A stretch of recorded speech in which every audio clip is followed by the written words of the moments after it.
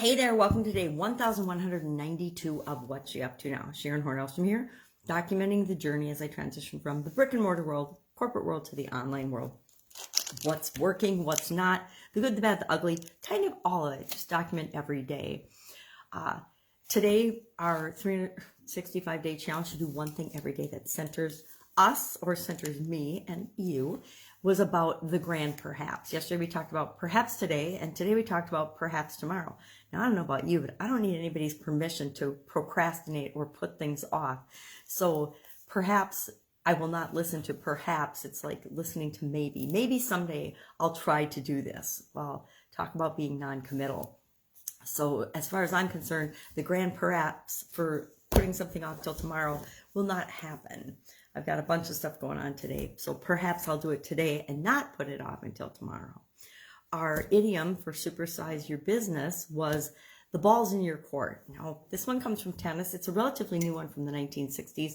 And since I used to play tennis a long, long time ago, decades and decades ago, I can relate to this one. I like this expression. I understand the importance of keeping the ball in your court or in bounds in your opponent's court. So if you're in negotiations or if you're in any type of a business discussion and volleying back and forth, I understand this expression, this idiom very, very well, and the importance of controlling what you can control and not worrying about the things you can't control, or mitigating your losses and minimizing your risk with respect to the things that you can't control.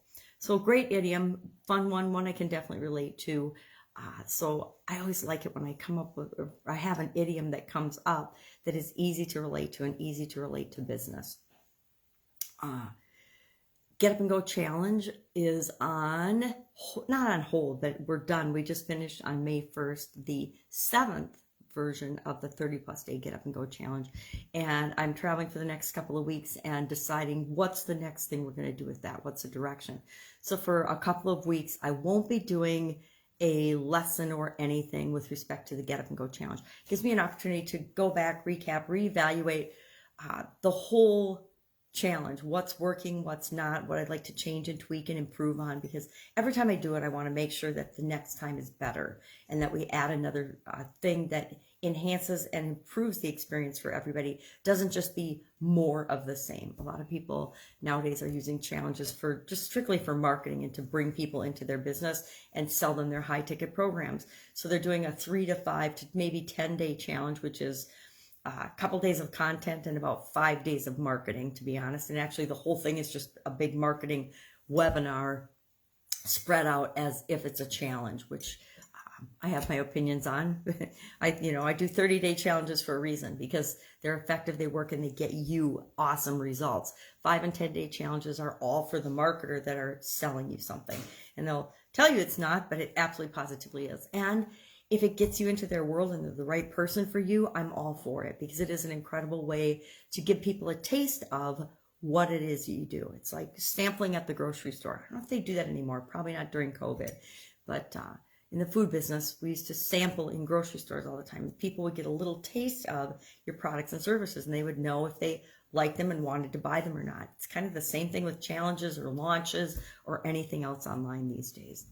So Get Up and Go Challenge, doing something with it in the future this year. I don't want to just drop it, because the world has not really become a place where we don't need to be challenging and directing our lives and moving ourselves forward and getting up and going. But I'm going to spend a couple of weeks deciding exactly what direction to go with that. That's it. I am doing some fun things today, going to an acupuncturist. I went for the first time yesterday, never done that. Super interesting. Learned a lot about myself. Learned a lot about what happens if you have a cold and how much it impacts the rest of you. Really, really interesting. But I'm going to go back again today and another time this week while I'm here in Texas, and really looking forward to it. What are you doing that's new and different and something that you've never done before? Love to hear about that. Share in the comments below. If I can help you in any way, if you've got a question and no one to ask, I might not know the answer, but I can help point you in the right direction. Go ahead and ask that. Otherwise, I will be with you tomorrow. Have an awesome day.